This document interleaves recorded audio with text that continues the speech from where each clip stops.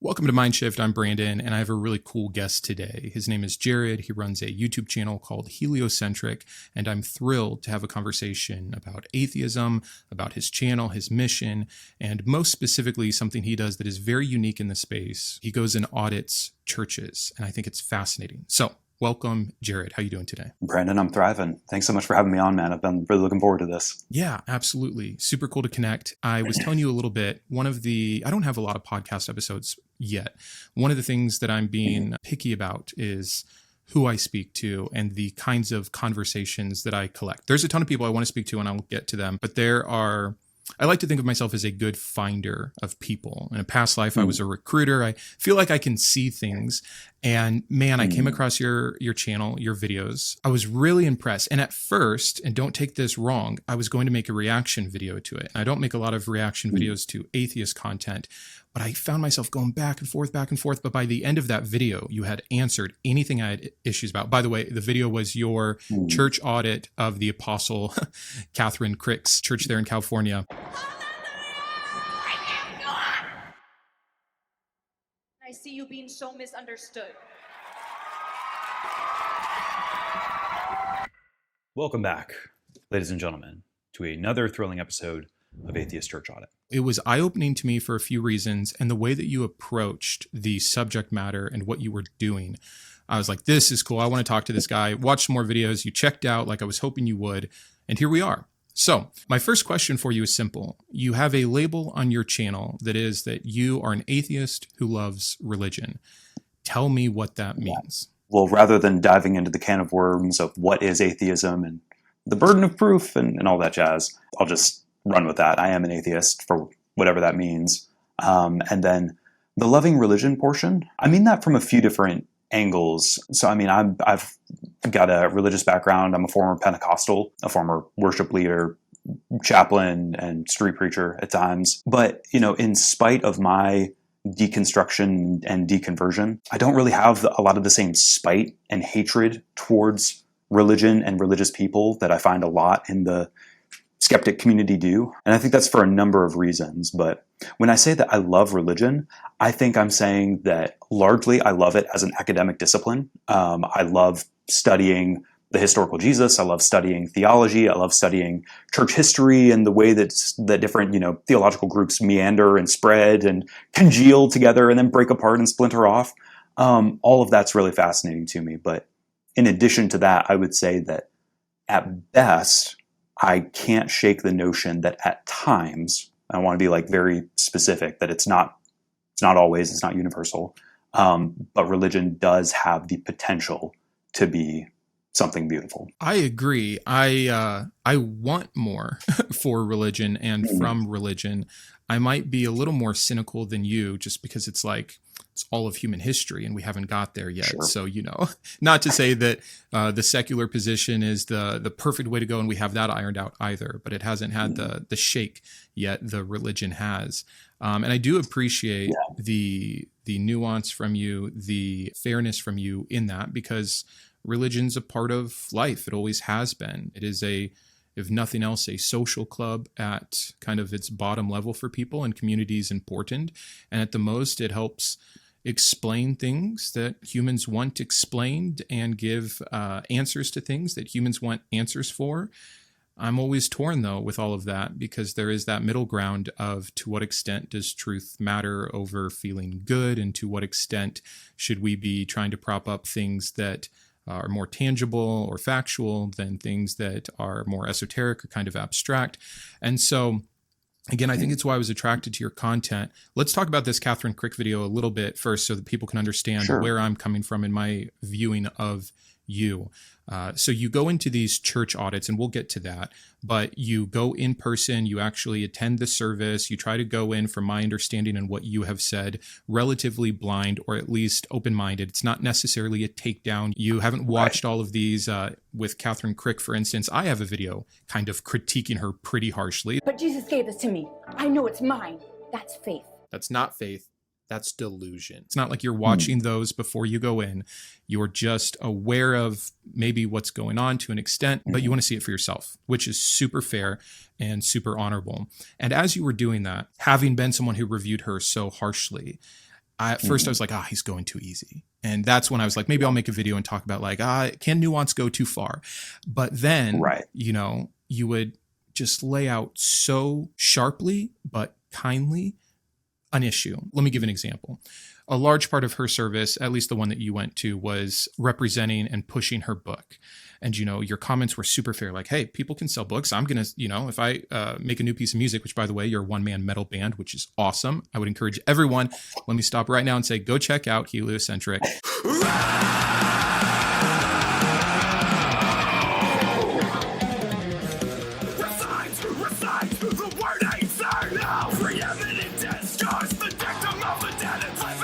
It was like a Kill Switch Engage meets From Autumn to Ashes. Is that fair at all, or does that offend you?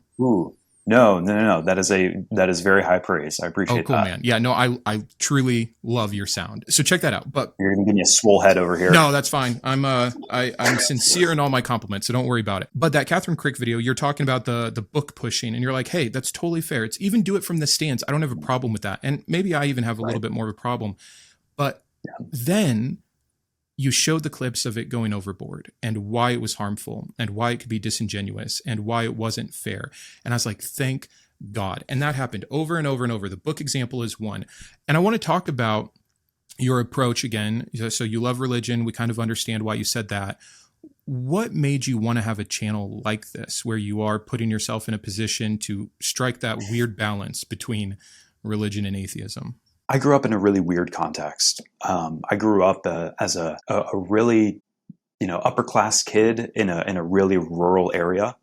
So my dad's a psychiatrist. You know, he's a full-fledged doctor, and the people that I went to church with, probably on average, made, you know, maybe a quarter of the income, the household income that my parents did, and that was just the average. You know, like the area that I was in, it was a lot of, you know, heroin addicts coming into my church, a lot of, you know, former biker members. This Sunday, rev your engine, turn in your Bibles to Deuteronomy, and get ready to kill some Canaanites. Primal! You better be ready to bring the word, brother. Welcome back, ladies and gentlemen, to a very unique and masculine episode of Atheist Church Audit. And just a lot of blue-collar, rural people. I was fairly young when I realized that the questions that I were asking were a little bit above the pay grade of these people, as crappy as that sounds. And I also was kind of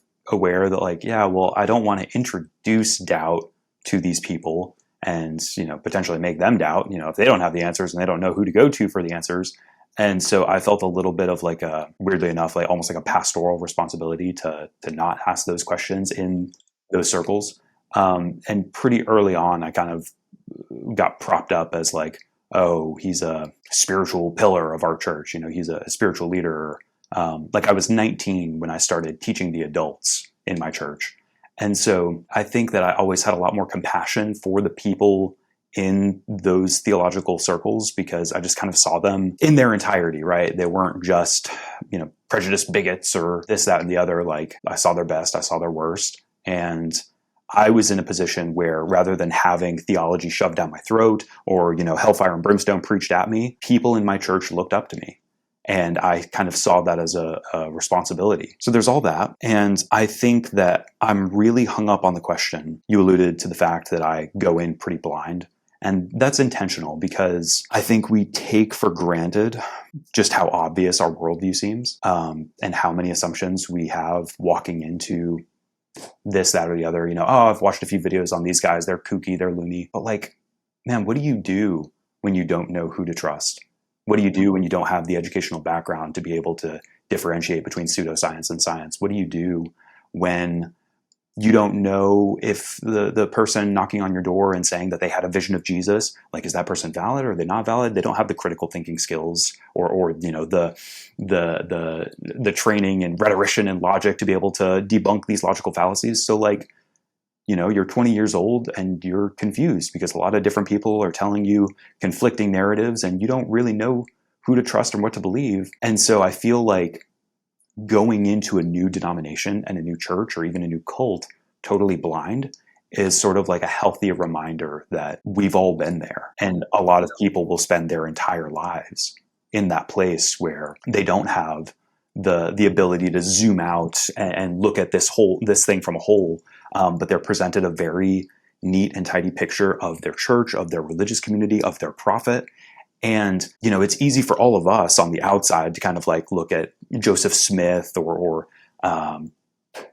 you know, Sweet Daddy. He's another cult leader that I'm investigating. Well, zooey, is this the Summer Olympics in Moscow under the Soviet Union in 1980? Because I sure do see a lot of fucking red flags!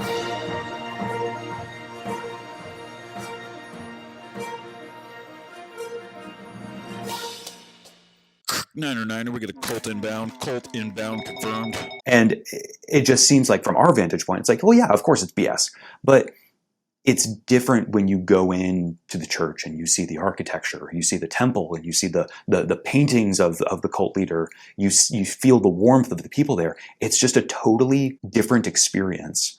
And one of the biggest like privileges that I get to have is walking into a place and feeling cognitive dissonance, being like, I feel like I know about this place. I've seen the headlines of this cult, and like, but why do I feel warm fuzzies on the inside? Why do I love the person that I'm sitting next to? And it's really uncomfortable. And I think that's super important. That's really interesting. I actually want to hear you expand on that more. But quickly, I will say that one of the things I think you're alluding to that I've been thinking about more lately is there's this negative conception, and maybe fair enough in some circles, of the atheist who is hurt by the church or by the people of the church. And so they rebel against God and religion. And what you're saying, and I think what's true in my experience, is it's actually a bit of the opposite because of our connection to the actual everyday people, because we grew up in this stuff.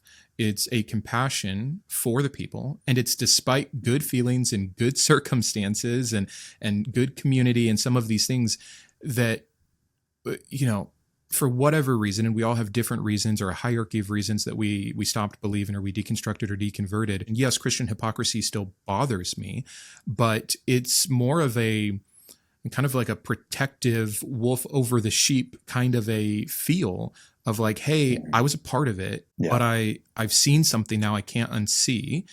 And my vigor and my even harshness around some critiques is like a Papa Bear thing to a certain extent. Like, I don't want people to continue to be trapped in it, or if people are in it, I at least want the healthier version of it. And from what you're saying, it sounds like maybe that's your background or positioning as well. And I think it's an important thing to continue to maybe show other atheists and as well as believers that, like, it's not because I hate you or I think you're stupid. You know, when I told my best friend finally and kind of came out as an atheist, his number one thing is, you must think I'm so stupid.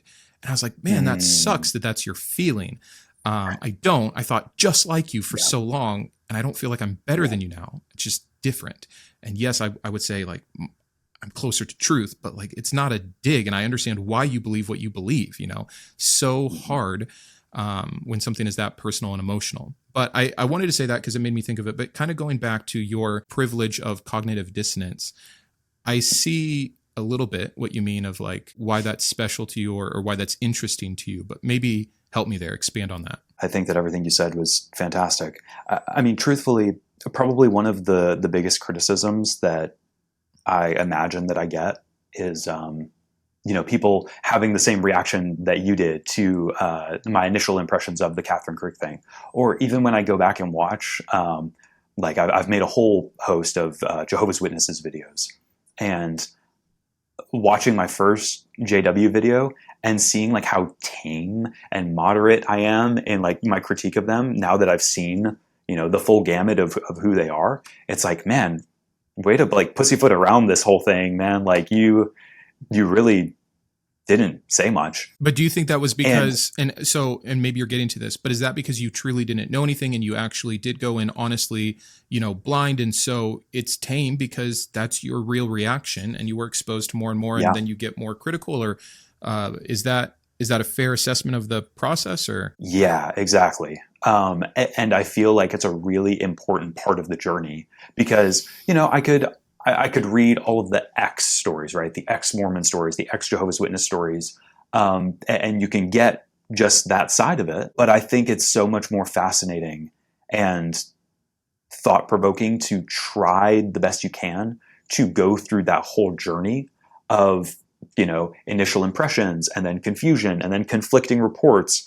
And then you meet, apologists and counter-apologists of the movement. And you find yourself in the whole milieu of the journey and the struggle that people coming out of that movement and going into the movement are collectively having. And I just think that's so much more interesting. Yeah. And so you're allowing yourself, even if it's kind of despite your end belief or lack thereof, to go through the process, to be ignorant for a minute, to even maybe be swayed by the good parts. I mean, obviously people don't show up at 8 a.m. on a Sunday and give money away for no reason. Now, I think there's definitely some negative reinforcement that goes into getting people to live their life this way.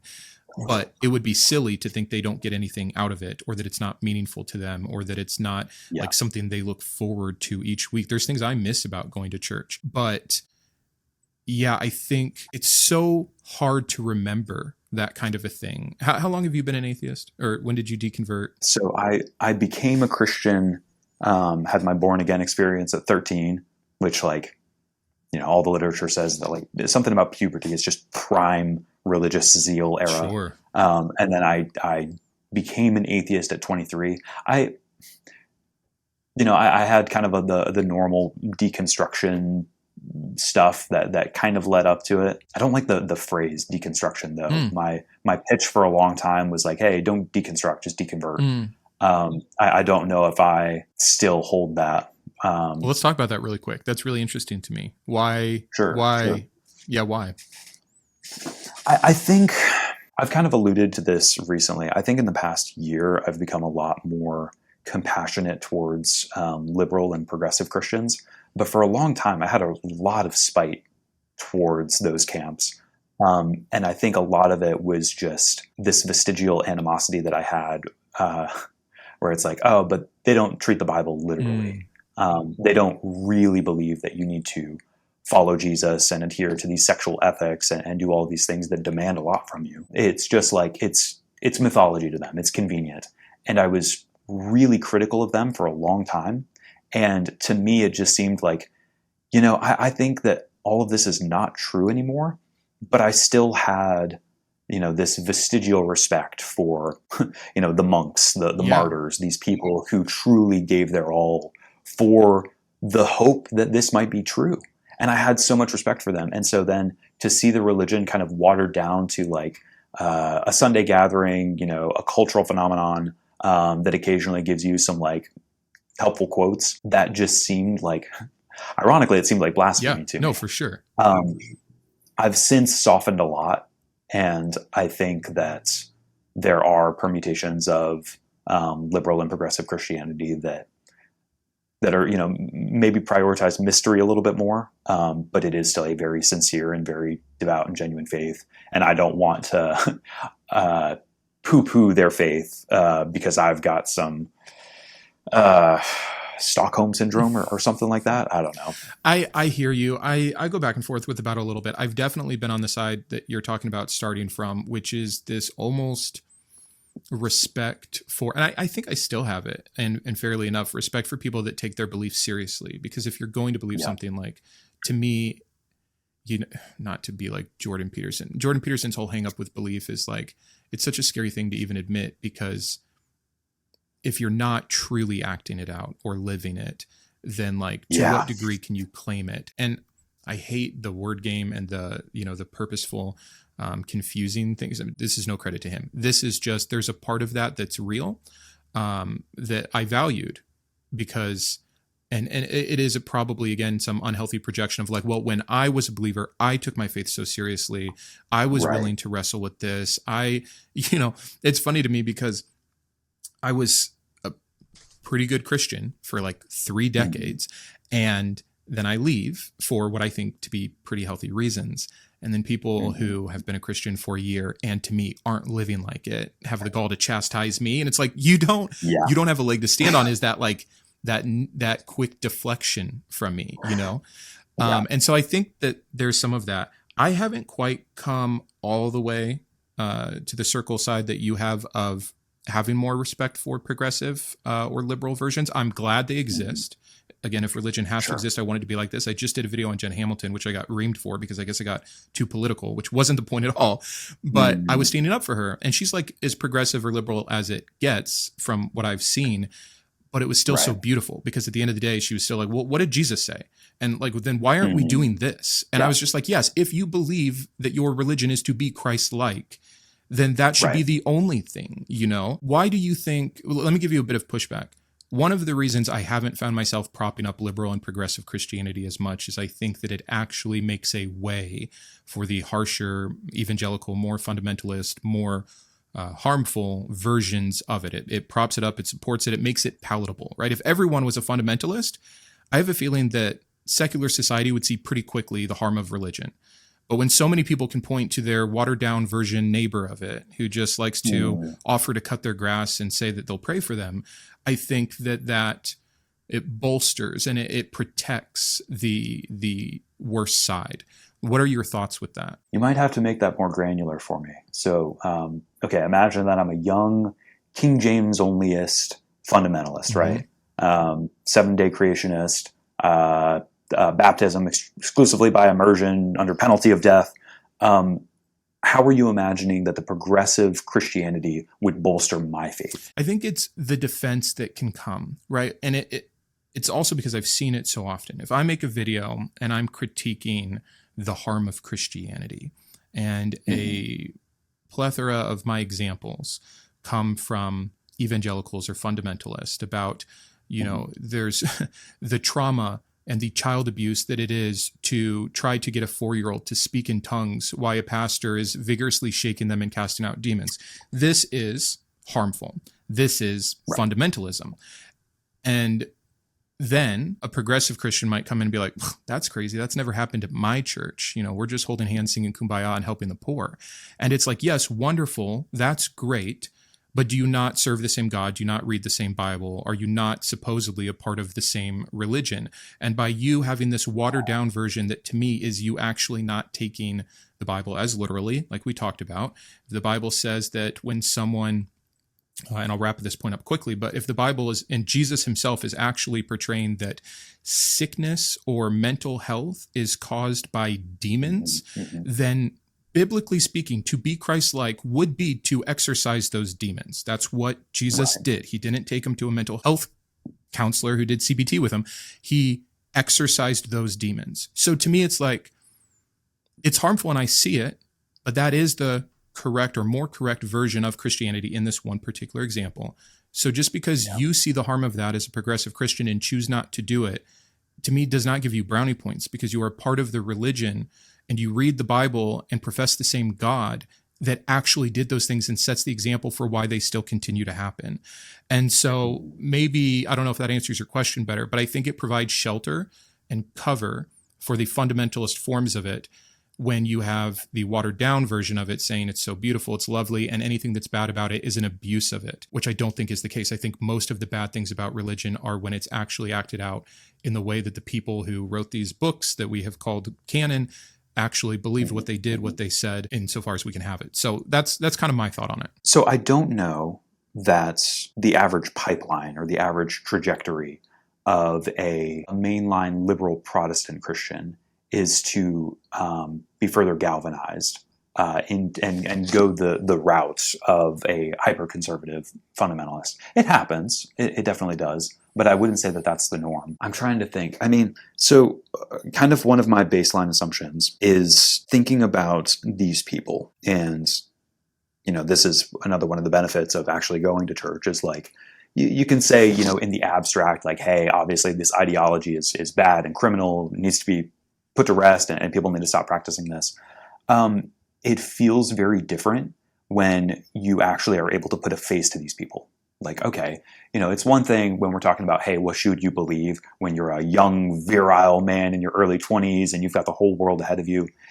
It's different when you're 60 and your entire community is wrapped up in this, and, you know, it's damn near impossible to make a friend after 50 like that. And then it's a much different thing when a person is 80 and on their deathbed. I think part of it for me is imagining that, realistically, like, what am I going to tell my 80-year-old grandmother? Am I going to tell her, like, hey, technically, Peter didn't write Second Peter. The canon is all out of whack. There's pseudepigrapha everywhere. There's miscommunication, a lack of univocality, and you should become an atheist. She's going to look at me like I have four eyes. Sure. That's just not in the cards. That's not going to happen. Yeah, no, I agree. There's two things you said I agree with. I agree that I don't actually think that progressives are going to become fundamentalist en masse. I don't think that pipeline does exist. I think if you get into progressive Christianity, by nature of being in progressive Christianity, it almost turns you off to the fundamentalist or evangelical side. Right. And you're probably developing more liberal ideas about, Jesus's wokeness and inclusivity and, what it means to turn the other cheek and help the poor. And some of the better, prettier parts, actually, I don't like the turning the other cheek thing. Sometimes it gets roped in there with the good parts. I don't like that. But, but in general, I think that I agree with you there. And I also agree with meeting people where they're at. I get this comment maybe once a week that was, oh, so if your child was dying of cancer, you would just tell them there's no heaven. Like, no. But there is also something about, am I even having them believe in heaven in the first place? Or are we talking differently about death acceptance and talking about nature as a good example of, things getting to have their moment and then ending, very Britt Hartley, which was another person I had a wonderful conversation with. And so it's like, it's not always one or the other. I don't think there's this false dichotomy of like, you have to deconvert everybody and want everybody to hate religion and leave religion to be an atheist or an advocate of like critical thinking. But as we think about how society should move forward or could move forward in a better, healthier way, to what degree does religion still play a part in that? And what does it look like? And for me right now, though I am fine truly with people believing whatever they want. I want that for people. I would never want like state controlled or like anyone being like, well, you can't believe that. No, I want people to have that freedom. Yeah. But I still fear, we're both in America. 40% of people, 40% of Christians in this country right now still believe in a 6,000-year-old earth, a worldwide flood, Adam and Eve as the originators of our species, and that everything that comes with that, everything that follows, literal hell, etc. And I've just seen too much harm there. And maybe there's going to be this wonderful pendulum swing and everything becomes super watered down, and it really is about gathering and singing together and doing good in your community, and that's it. And no one is putting hands on people or scaring people with hell or making false promises about the next life that make people miss out on this one. Great. It's just not anywhere near that right now. And so in lieu of that, I just see the fundamentalist out there as such a threat. And again, progressive Christianity as not a pipeline that leads to that leads to fundamentalism, but a waymaker, an allowance for it to exist. But maybe I'm being too critical. I don't know. So when I heard you say that you're coming around to more progressives and liberals, I get it. I do. But I just wanted to hear your thoughts on it. I think that at worst, what you could argue is that the progressives are continuing the evolution of the mimesis of the Bible, right? It is the catchiest book in history. It is a meme that has permeated, pretty much every culture on earth. So, maybe you could say, hey, we just need to put this thing to bed.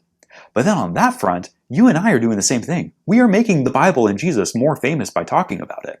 And you could offer the counter argument that like, well, even by just talking about the guy, is that somehow laying the foundation for people to go and investigate the biblical text more?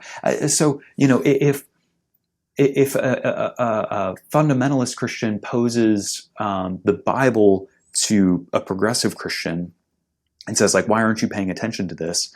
I know enough progressive Christians who would be able to say, like, either I don't know how to interpret this passage and I'm okay just not doing that, not taking it at face value and assuming that there's some other means of interpretation that I don't yet understand, or they would find a way to allegorize it, or do something to distance it like that, or some other method entirely. But I don't think, I think about slavery and the Christian interpretation of slavery. Like 200 years ago, it was just, it was a very wrought theological debate that everyone was engaged in.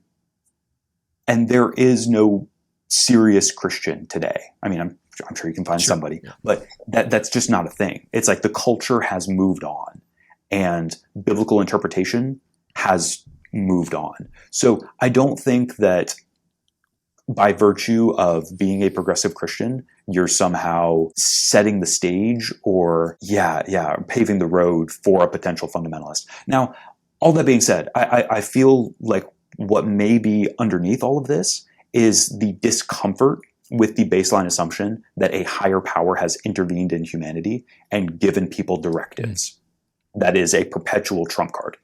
That is something that kind of full stop that makes me uncomfortable as well. So I can sympathize with that. Yeah. And by the way, for anyone listening and even for yourself, although I'm sure we're on the same page, this is not me wanting to argue with you or thinking you're wrong or supporting something that's bad.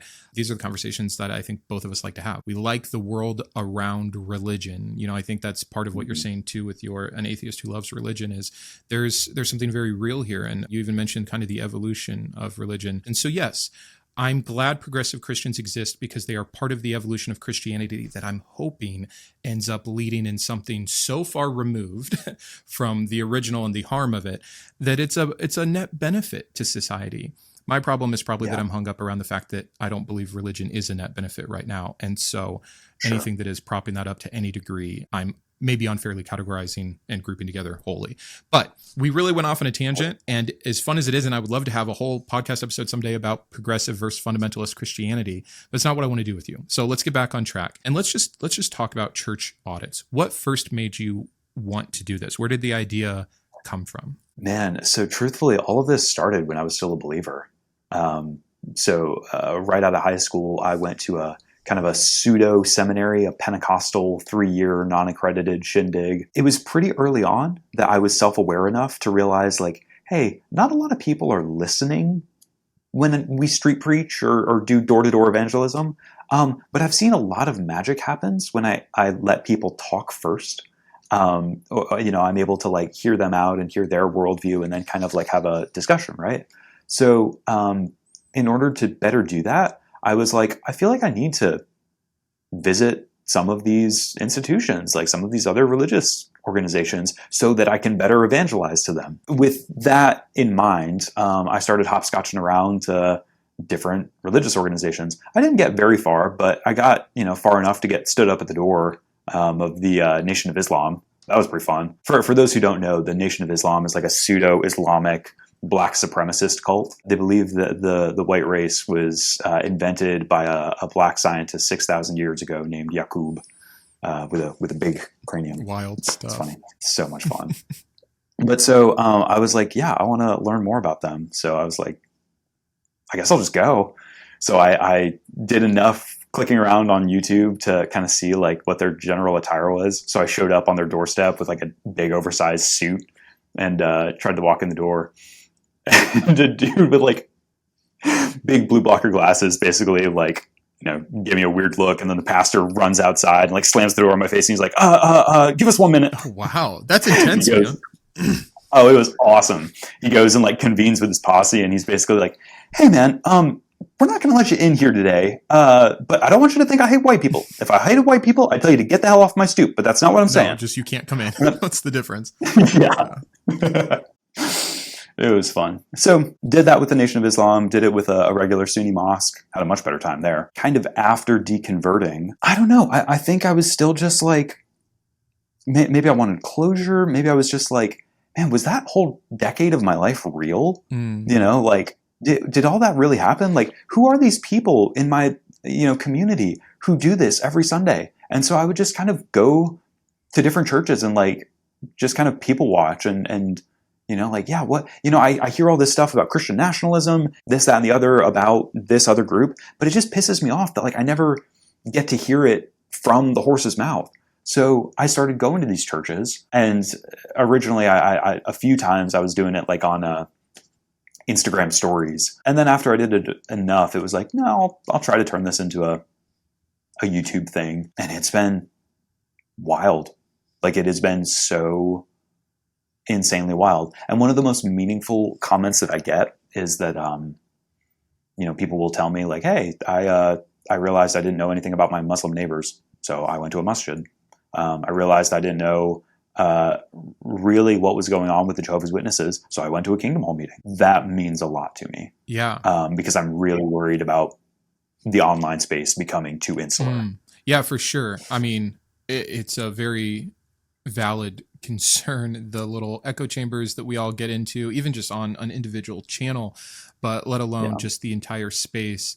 And I think that's why it's so unique and catching to see, like, oh my gosh, this guy left his house, for like a lot of people in the online streaming world, that is just like step one, you've already like left the building. But there is this like journalistic integrity that I think is what I'm hearing at the heart of all of it. Like, unfair to say, I watched someone else's video, or this thing is happening in the zeitgeist, or whatever, if I haven't stepped foot and gone and seen it for myself. And so I think that's cool. I think that should be how we approach critique of anything, whether it's something political or something that is, an activism movement or whatever. Like, yeah, just go see it. You might be totally right. Yeah, you probably are right. What you've probably heard is close to true, but go in with an open heart and connect with the people. Because again, if the goal is to any degree, and you tell me if this is anywhere in the mission of what you're doing, but if the goal to any degree is to actually help people see that something is wrong or harmful or untrue, then I think the way you're doing it will be more effective. But I am always curious when I talk to other atheist content creators what their goal is. I've had to be really careful on my channel to say, like, I am not trying to actively deconvert people. I want to reach the people that are already coming to the space because they are doubting or deconstructing. And so if you're already going through this hard thing, let me make it easier. But I don't want to introduce the hard thing to people, so to speak. Not always. I think some people are trapped in harm, and yes, I'd love to help free them from it.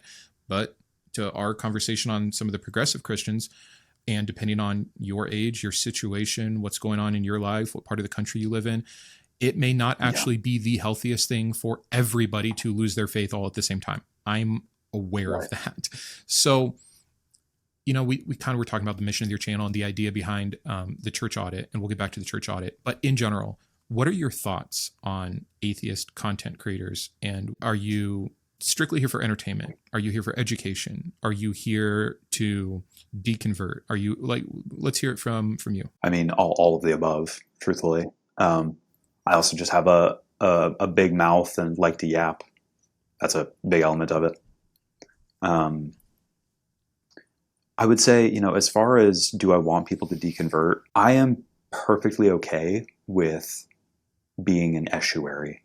I don't know if I'm using that word correctly, but being a person where some people will watch me and they'll be like, hey, Jared, I watched, a dozen of your videos, and after a while of sitting on it and thinking on it, I realized that I'm actually in a really harmful faith tradition and I need to take a step away. I'm very happy about that. I think that other people are going to watch some of my videos and they'll tell me, hey, I was an atheist. And after watching some of your videos, I realized that I was way too critical of some of these faith traditions. And so I went and visited, and now I'm getting baptized in a week. I'm also okay with that. I think that at the root of all of this is that I'm a nihilist, right? I think that this is all going to be over soon. And I would very much like for people to be comfortable, well, and fulfilled before they go. That would mean a lot to me. I am so tempted to leave church audit behind and talk about nihilism now. But I don't want to get too much into that, but I have to get into a little bit. So Sure. I don't think it's very often that you hear someone just say, like, I'm a nihilist. I understand nihilistic tendencies. I understand the validity of certain nihilistic philosophies. Nietzsche gives us a form of positive nihilism that I think is interesting. So I do think there are these different kinds of nihilism. I forget who talks about it. Like, to be a true nihilist, you wouldn't leave your bed, right? And I'm not sure I agree with that, but on this spectrum then of like the possibilities of actualizing nihilism, to have someone so well adjusted like yourself, who you seem to be, to me, quite extroverted, available to communicate with people and empathize with people. You have goals, you're driven towards things, you're making music, you're editing videos, you're doing YouTube content. I think a lot of people might hear you say, I'm a nihilist, hear this compassion for believers, and then be like, how do you square this? So I'd love to hear your definition, a little bit of nihilism and why you say you're a nihilist. There's been a piece that I've wanted to write for a long time that I've never put pen to paper to. But I have 3 axioms as a nihilist. Nothing can be known, everything will be known, and everything will be forgotten. I'm with you on 1 and 3. Help me understand number 2, and then get back on track. Sure. I want to hear where it leads. There's a bit of a semantic flexibility there. So, nothing can be known in the solipsistic sense, right? I can't truly know that I'm not a brain in the vat, or, in a dream, blah, blah, blah. So you have to make peace with that. And it's hard. Yep. Everything will be known is more of a commentary on where we live in time right now, where it's really hard to keep secrets nowadays. And the more I see these people's scandals come out, whether it's political scandals, stuff with church abuse, your genetic history with the 23andMe, your mental health history with BetterHelp, I'm really concerned in the modern age of AI, the hyper surveillance state that we're quickly entering into. And I'm convinced that for all intents and purposes, there is nothing that you will be able to do that will not someday be known. Sure. Okay. Yeah. So yeah, semantic, because definitely I'm thinking like, oh, everything can be known. We're going to understand the meaning of life, where the universe came from, et cetera. No, you're not saying that. You're saying nothing can actually be known. There's no objective truth. But then within our current world, because of our degree of technology, there's going to be little that's not exposed. And then eventually everything's forgotten, which probably, if I'm jumping off, leads to the nihilism of, if everyone can know everything about everyone at all times and nothing can actually be real, and then it's eventually all going to be forgotten, like what other stance is there than nihilism? Is that the idea, or did I miss something? So the only correction I would make is that it's not a syllogism for nihilism. This is more so just within my interactions with nihilism. This is how I view things. This is how I kind of operate in the world. So this isn't, a system that I set up in order to prove nihilism by any means. The idea that everything will be forgotten, that's sort of just a brute fact of time that I don't really know how you get around. Whether we live, we as a species and civilization live on for, whether it's thousands of years, millions of years, almost certainly it's going to come to an end. And I'm not intelligent enough to really have a very critical discussion about, how possible or impossible that is, to freeze time or back up our intelligence. And, but for all intents and purposes, it seems like, this is probably going to be over soon. Yeah. A term that I've coined is temporopathic irrelevance. And this is probably one of my most contentious ideas, is that I believe that if suffering is temporary, it ultimately doesn't matter. That's very interesting, because I don't think I agree with that, though I haven't had it pressed to me before where I've had to contend with it. Well, that would be a pretty nihilistic statement in the truest form of nihilism, that nothing matters, nothing means anything.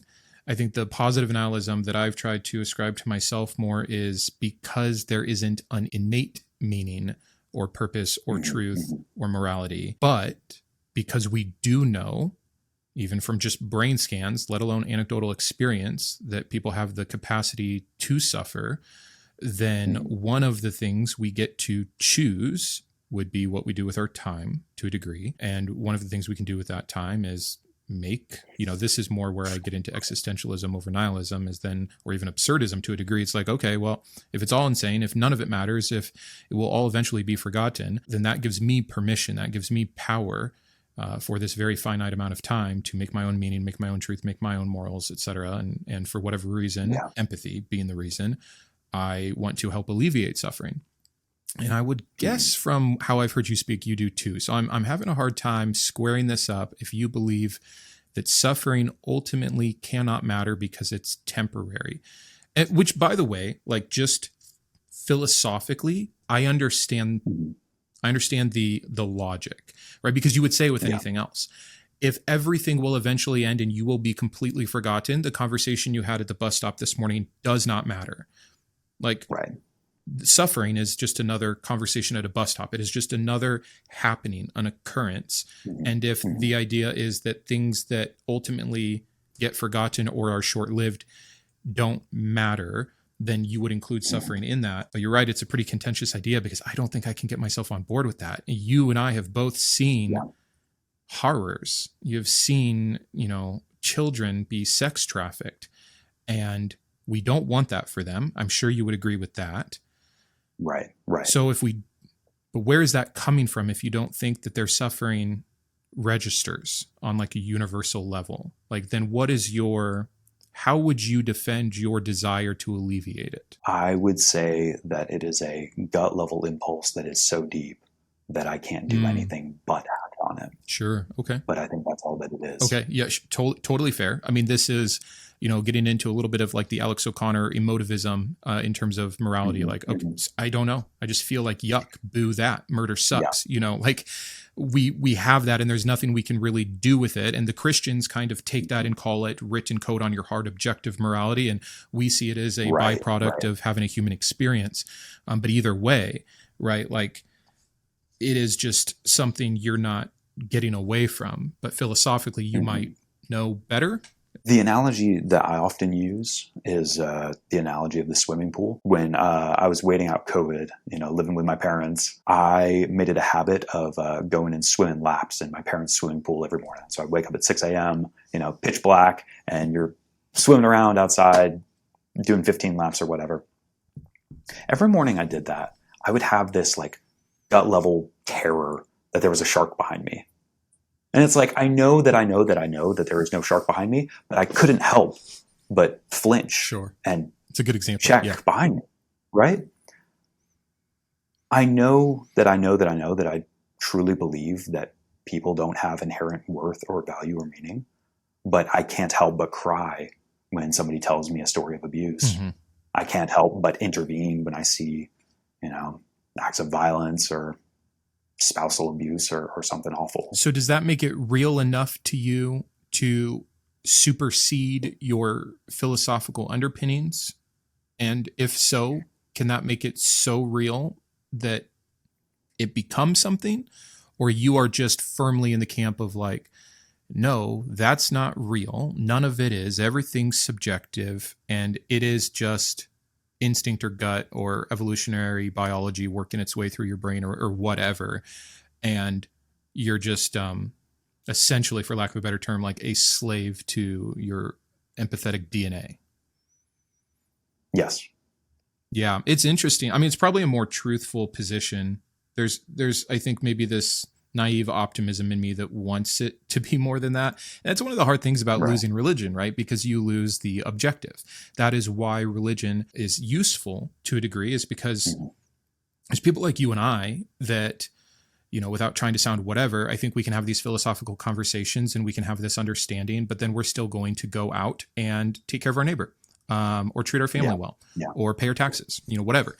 There are other people that if they truly digest or ingest what you're talking about, I think can lead to utter despair, which is like the critique from the Christian of the atheist always equals nihilist. As soon as there's no God and there's no objective meaning or morality, you can play pretend, but ultimately you're left with only nihilism, which is something that I've hated because I don't feel nihilistic. I feel and if I am, I feel extremely on the positive side of nihilism, where I'm utilizing that empty space of no meaning to create my own. And I like that, and that works for me, but maybe I'm just telling myself a story. Yeah, I mean, just pure honesty from you, I get that. But do you worry about what that says about atheism or losing religion, or if that makes religion more useful, beneficial, or attractive.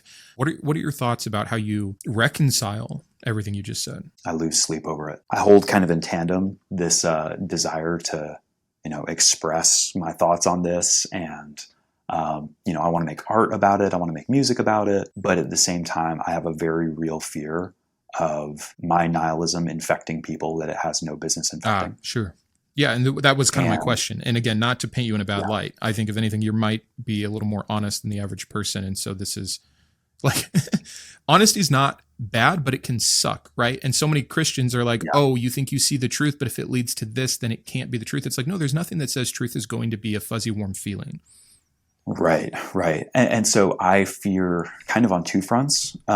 One that's, somebody could read my writings or watch my stuff and become a nihilist, and maybe they don't have the same gut level intuitions of compassion and empathy that I do. Mm-hmm. Maybe they're a psychopath. That would scare me. Yeah. Conversely, I also am not very excited about the idea of Christians hijacking and usurping my earnestly held position and propping that up as like, well, see, this is why you need God. Look at Jared. He's deconverted and now he's sad. Yeah. And I don't like that either. And so I wish that there was a way to kind of separate myself from that discussion, but I don't know how I'm able to do that while still being honest. Yep. So maybe at best it's a really unhelpful byproduct, but I do have to be candid that, like, I've heard Sam Harris try to give a philosophical retort to, how you can have objective morality or meaning without God. And I'm just not persuaded by it. I'm not either. And I'm someone who loves Sam, but I think it's probably his weakest point. Yeah. And I even love The Moral Landscape, which is his book laying that position out. I think that I learned a lot of amazing things in that book about still how to orient myself in the world, and some of the thought experiments and examples that he gives in that book about, I think it's in that book where he's talking about the guy who has the brain injury and starts all of a sudden like mass consuming CP and treating his wife differently. And he's making the example there of, and it's tied to his also other belief of, lack of free will or determinism. That is, how should we, if sin isn't a thing and if free will is not a thing, how do we treat people that still do bad when we also have the understanding that they're not doing it because they're evil or because they want to, or they want to sin, or they want to hurt you? Right.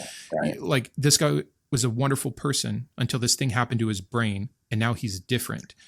Yeah, yes, we have to separate. Yes, we probably have to, ostracize him from society to a certain degree. But it shouldn't be punitive, right? This should ideally look rehabilitative. And if he could have a brain surgery that fixes him back to his first state, should we then do no punishment because the goal is rehabilitation? Yeah. And those kinds of ideas to me were like phenomenally helpful as I left free will into determinism, but still had this ethical sense. And sorry to go on the tirade there, but I do agree with you that I think it misses the mark. You cannot scientifically base morality. And so you're saying, so even someone like Sam Harris makes that case and you disagree with that? Yeah. Sorry. Yeah. No. I think that that's exactly right and a really helpful point. I mean, the way that I think about this is, what kind of society do I want to live in 50 years from now? That's the arbitrary, nonsensical benchmark that I have kind of, drawn that line in the sand. So with that said, I mean, what do you want? Like, I want a city that has, public access, transportation, and, I generally want people to be happy and healthy and well, and things are going to be either advantageous or disadvantageous to that. But ultimately, all of that rests on, well, this is what I want. There are people much less charitable than me who want something else. And when push comes to shove, who wins out? What do you think, and this is a side question, what do you think has the potential for more harm? Someone that is nihilistic and takes that to its logical conclusion, or someone that is a fanatic believer in whatever religion and takes that to its logical conclusion? I'll piss off everyone and probably say that I think that they can be equal, because I think that the underlying neurological mechanisms that could be responsible for catastrophes like that, I think those are agnostic. Interesting. Okay. Man, we are so off topic, but I don't want to stop. Explain that to me. So one of my things that I think about a lot with fundamentalists is like, well, why are you a fundamentalist? Like, why actually? Is it because, like, let's cut the bullshit. Is it because you really just hate your sexuality and you're frustrated, and, you know, the sense of superiority that being in a part of, you know, the right religion gives you, that sense of self-confidence? Is that what we're talking about? Is that what's really at the root of all this? How often is it that a fundamentalist is just scared of the afterlife, or that they're scared that they're never going to see their loved one again? Like, what is the actual psychological underpinning of all of this? I think everyone knows this, like, especially people in the academy. I was listening to Dale Allison say, like, yeah, you know, at the end of the day, you know, people don't become Christians because they've been convinced of a syllogism. They've become Christian because it means something to them, right? So in that same way, I feel like the underpinnings that make for somebody being a fundamentalist or being a nihilist, I feel like those are often deeply emotional. And then beyond that, the things that could make them a violent radical, those are often also deeply emotional. I agree that the violent radical would be deeply emotional, but it's funny because I feel like for you, what you listed is you became a nihilist logically, right? You've got your axioms, you've got your understandings. It wasn't some deep emotional appeal, or it didn't. If anything, you became a nihilist despite the emotional unhealth or unhelpfulness of it, where a fundamentalist is usually leaning into that because it's solving an emotional issue to a certain degree. I would say that it can cut both ways. And I often find this to be the case in fundamentalist circles. You have some people who use their fundamentalism to justify their prejudice. Sure. And then I find other people who are held captive by their fundamentalism. And they feel like, well, I don't want to believe in this, but it's true. Yeah. Yeah, just you're convinced of it. And so if you are actually convinced of it, like, it's such a good point, because I get asked a lot by people who have been secular from birth, and they're like, man, like, help me understand that, what you just covered in your video. They can't see it. And I always say, like, if you could actually believe that what you do think, believe, feel in this life will determine your next quadrillion years. If you really actualized the concept of 70 years determines eternity, you would live differently. If you really thought there was someone watching you, if you really thought hell could be awaiting you, right? Like, even if you really thought there was someone who loved you so much they died for you, like, if I had a perfect stranger and I was walking down the street and they actually saved my life, like, here comes the bus, it's over for me. Wow, intervention, it's not over for me. There's something so tangible about that what's the least I would do? Get that guy's number, take him to dinner, like, try to stay connected, right? Like, there would be some real tangible relationship that would probably develop from having my life saved. So if you really believe Jesus Christ saved your life and did so not just by pushing you out of a bus, but being tortured and crucified, these are the things I try to help the secular side understand too, because I have the privilege of having a Christian background that is like, no, man, like, yeah, you are held captive by these ideas. If you actually believe it, you are forced to contend with it and to act it out in a way that represents real belief or whatever, taking it literally, whatever you want to call it.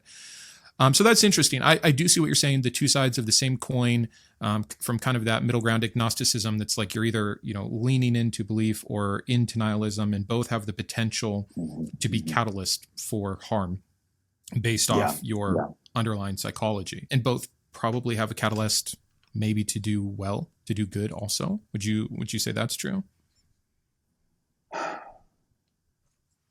I would have to think on that one more. I literally responded to somebody this morning.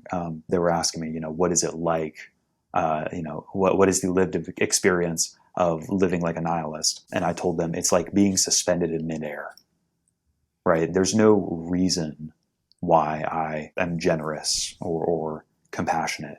I just am. Mm-hmm. And when I do something good, I don't really know if you can ever truly divorce yourself from the idea of like, oh, maybe somebody will see this. Maybe somebody will give me a pat on the head someday. Is there any such thing as actual altruism?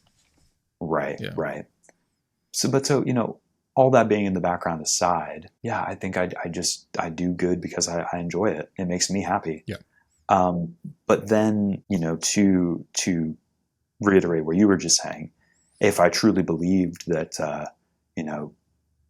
a good act of kindness and compassion could stretch on to eternity, that would be everything to me. I feel like that would probably propel me further. But then ultimately, at the end of the day, I can say that on paper, but then pragmatically, I just don't think that it goes that deep. I think that when you act in generosity, you're not pulling from the well of your overall meaning, at least not on the day to day. Yeah. But then there are times when it happens. There's times when I can think about some of the extravagant, above and beyond acts of love that I did when I was a Christian. And I think that was only possible because I thought that what I was doing would have eternal ramifications. Sure. Yeah. In that way, the supernatural can be a better catalyst than most things natural because, and I think that's why it got invented. An example that I give, and this isn't to promote or not promote fasting, just forget it. But when I was still a believer when we were pregnant with my son, and I did a 7-day water fast kind of for him, as a prayer to God, as, kind of a, I know it's not New Testament, New Covenant, biblically necessary or anything like that. I wasn't going out on God will absolutely protect my kid because I did this. It was just this reverence and this thing to do, almost, an act of love for my son. And it's the only time that I've been able to complete a 7-day water fast. I've actually tried many times and failed at day 3 or 4. It's not worth it. Or, you know what, maybe this is bad. Maybe I'm harming my body. All the thoughts that came in the first time. Yeah. But I had something bigger the first time. I had the belief that what I was doing eternally mattered to God and would have real results, potentially at least, for the health or well-being or love of my child. And was the motivation there my son, or was it my faith? I don't know. It's probably a mixture, but I know it's the only time I've been able to, and even if it was my son, the only reason I thought it could connect to my son is via the supernatural, right? So even if tomorrow I wanted to do a 7-day water fast for my daughter now to even things out, just to show you I can sacrifice for you too. I don't know if I could do it because I don't believe it's going to actually do something. Do you know what I mean? Yeah. Yeah. And so it's an example of, I think, what you're saying that's maybe to do the really big thing, the really hard thing, the really meaningful thing, you have to play pretend a little bit. And it's hard to play pretend. You have to actually maybe believe. But there's a counter to that. And this isn't me being big brother telling you why you're wrong. Because I think that from just an honesty standpoint, I totally get everything you're saying. When I've been pressed with that, though, on okay, you don't believe in objective morality, truth, or anything like that. So then why do you think what you do matters? I don't think it'll ripple through eternity. I think you're right. I think there's a time when either humanity will end, or at least the memory of my humanity will end. My last little trickle of influence will be over. Yes, maybe I treat my kids well, so they treat their kids well, and one of those kids goes on to do a revolution and it changes 30 million lives. Even that, even the biggest thing that could happen, eventually that influence trickles out somewhere. I'm aware of that. Right. But I'm not convinced that means it doesn't matter now. And I think you are from what you said. Do you remember having a trauma as a kid? In general, I'm not asking for a specific example. Do you remember a time of being hurt? Yeah. Do you think for you, selfishly, it would be better had you not been hurt or had to go through that? I know for the sake of example, you want me to say yes. No, it's fine if not. I understand you might be, and let me firm it up so that it's easier to get my yes ladder that I want. No, because you're right. Can we learn from suffering? Are there certain traumas that happen in childhood that actually make us who we are, and we're glad that we have them? For sure. I'm with you all Right. of that. Imagine the worst possible thing though that could happen to you and that there's no redeeming benefit Sure. of. It would be better not to have that. Or like in some world, maybe you can't agree with that. But Yeah. insofar as that exists, and now as a father, I see my role with my children of like, because of what I do or don't do or say or don't say, my kids will have experiences, good or bad, that are directly tied to me. So if I can parent in a way that means they never get screamed at and slapped and thrown in a corner and made to feel less than, even if it doesn't matter in eternity, I know because it would have mattered to me that matters to them. And so in a very selfish, enclosed circle, I think there's meaning there that I get to control someone else's life outcome based off my actions that, yes, Right. will ultimately be forgotten. But my son and daughter are real people, really feeling real things with real thoughts associated to them that will change how they act in the world based off me and many other influences. I think that matters. And I think even if it is a little bit of pretend, how long it will matter, I think it still matters. And so that's my positive nihilism that I've been able to get on board with. And maybe that's the brain change of becoming a parent. I don't know. But that's like where I kind of hang my hat and hope a little bit. Do you see that as foolish, as a way to, and not like, I just mean, do you see it as a way that I'm tricking myself? Do you think that that's outside the scope of reality? I mean, obviously you and I disagree to a small point here, but curious. Yeah, no. So, I mean, I don't know that anywhere in that is a sense of you tricking yourself per se, because I think what you've ultimately said is, hey, I want my children to live a happy, healthy life. And me being a good parent is advantageous to that end. Where my nihilism comes in is saying like, well, is there an objective good in all of that, right? So, if you've said, hey, the most important thing in my whole world is my kids, and I'm going to do what is best for them, then that's your prerogative. And it's one that I gel really well with. I want your kids to be happy and healthy and well. What do you do with somebody who doesn't? Sure. Someone who's not, again, you kind of give the extreme example that everyone can agree with, that there are psychopaths. I think that's kind of why I asked you that first question of, well, where is the lesser of two evils for someone with that brain chemistry? Is it to just have a recognition that life is ultimately meaningless, which they probably, if they're a psychopath anyways, there's already like a lack of empathy that's going to give itself to that. But if you can give them a tool like religion, that actually makes me a little more scared. And maybe that's my bias. I don't know. Yeah. So almost two separate questions, right? I mean, we're imagining, the potential outcomes of a, Jim, the psychopath, right? The at the individual level, is Jim going to be benefited or harmed, given his psychopathy of the addition of religion or the addition of nihilism? And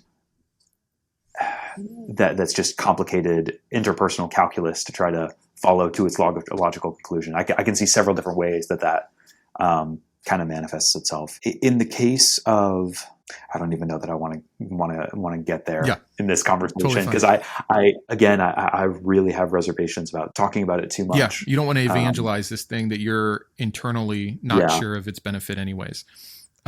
Totally with you. But I do appreciate your honesty, and we'll use that as a pivot point back to church audits, which is the whole reason I invited you on, although I loved that. Sure. And I hope that you enjoyed that conversation as well. I did a lot. There's very few people who I can dialogue with that in any meaningful way, because they're either Christians who want to harp on how bad it is, and it's like, guys, I don't want to tell you how to do your job, but I kind of already know.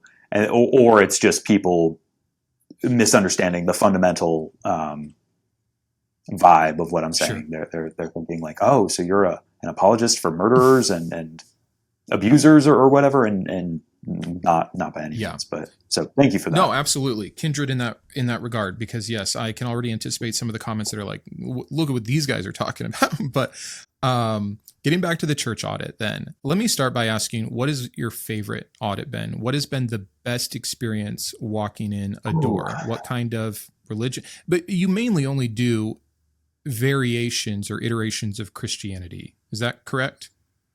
So far, or at least Abrahamic religions. But yeah, probably Abrahamic is probably the best term for it. The caveat there, or the disclaimer, is that within a single denomination, there can often be a lot of diversity. Sometimes there's not. In the case of the Jehovah's Witnesses, they are just consistently bad everywhere you go. It's all a Burger King. It is all a Burger King. It is a franchise straight up. In other denominations, you'll actually man, well, I went to one Assemblies of God church and they were batshit crazy. And then I went to a different one and they were actually really chill and really friendly. So take all of this with a grain of salt. The worst church that I went to probably was the United House of Prayer for All People. I don't know if you've seen that video. I don't think I've seen that one. I want to watch more. The ones I've seen, just so you know, were the Catherine Crick one, the Ruslan one, the God Bless Studio. What was his event that he had? Bless God. Bless God Summit. Yeah. That was your most recent. And if I was going to tell anyone where to start with your channel who watches me, I'd say go watch that. You and Alex O'Connor were both invited as the token atheist, I think is how you put it. And you had developed a bit of a relationship with Ruslan, who runs all of that, because you were actually on his channel, correct? Yeah. And I've seen parts of that. It was a long conversation. I haven't seen it all. And that's something else I wanted to ask you about that I'll lead into here in a second. But the biker church one was awesome. Your intros, by the way, for nothing else, if people want to go check you out, do it just for the intros. I love all of your intros to Church Audit. The biker one really got me though, and a few others, but no, I haven't seen that one in particular. That's totally fair. Well, so the short and sweet of the United House of Prayer for All People, there's a lot of groups that sound like them. There's International House of Prayer, not at all related. No, I went to IHOP in Kansas City. I'm very familiar. Oh, wait, are you a graduate? No. Sorry. I lived in Kansas City for a time when I feel like IHOP was kind of popping off, and I was dating a girl who was involved in IHOP, and just went to some of the prayer nights and things like that, which looking back is hilarious to me. But so got you there. But that's different than what you're talking about, because that's what I was associating. Yes. Okay. Yes, totally different. So the United House of Prayer for All People is a 100-year-old denomination, and they were founded by a guy who went by the title Sweet Daddy. For all intents and purposes, he propped himself up as basically the second coming of Jesus, not, but kind of. And now they have a succession of bishops, an apostolic succession. So they're now on their fifth bishop. His name is Cunningham, and he is the new Sweet Daddy. For people who are listening, I'd just tell you to go and watch the video, because it was the most jarring, unsettling slap in the face of this is a cult that I've ever seen. Even with the Jehovah's Witnesses, it takes a couple of hours of being there to be yeah, I think this place is actually kind of culty. With the United House of Prayer for All People, it was immediate. It was why are they selling raffle tickets for portions of the tithe money or the offering money? Why are they heckling people and saying hey, we can't proceed with the rest of the service until we get $20 more in today's offering plate? Why are they talking about a Wednesday night meeting, a Thursday night meeting, and a Friday night meeting on a random week in the middle of August? There was just so many ridiculous red flags just right out the door. So that was probably my worst experience, and I can't talk too much about it, but I'm still very intrigued by them and trying to figure out next steps there.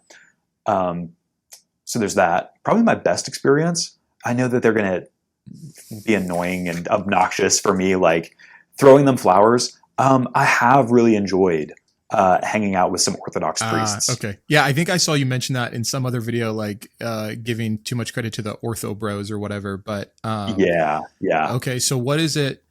And I've got to caveat this because I can't let them get away with it. They are very obnoxious online, and for my own sake, I don't want to feel disappointed, so I just ignore all of their big social media channels and their Orthodox influencers, because sometimes they can be very dislikable online.